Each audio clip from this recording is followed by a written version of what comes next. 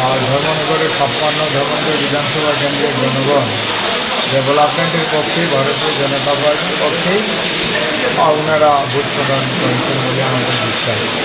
এবং আমরা আশা করছি এটা বিশাল ব্যবধানে ভারতীয় জনতা পার্টির প্রতিনিধি এখান থেকে বিলি হয়ে পবিত্র ত্রিপুরা রাজ্য বিধানসভায় প্রবেশ করবে এবং ধর্মনগরে আপামর জনসাধারণের জন্য আমরা কাজ করব। সবাইকে নিয়ে ধর্মনগরবাসীকে সবাইকে নিয়ে আমরা ধর্মনগরকে উন্নত ধর্মনগরে রূপান্তরিত করবো। এই কথাটা আমরা নির্বাচনের শুরু থেকেই বলে আসছি।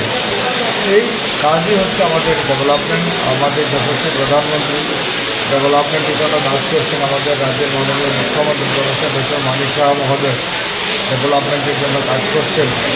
আমাদের মাননীয় প্রদেশ সভাপতি রাজীব ভট্টাচার্য মহোদয়, আমাদের গার্জিয়ান যিনি রয়েছেন নিতেন নবীনজি, অবশ্যই সবাই ডেভেলপমেন্টের জন্য কাজ করছেন, আপনারা দেখছেন। আমরা চাই ভারত উন্নত ভারত তৈরি হোক, এক ত্রিপুরা শ্রেষ্ঠ ত্রিপুরা তৈরি হোক। এবং আমরা ধর্মনগরবাসী হিসাবে আমার আহ্বান থাকবে ধর্মনগরের সবার কাছে, আপনারা এগিয়ে আসুন, আমরা ধর্মনগরকে উন্নত ধর্মনগরে রূপান্তরিত করি।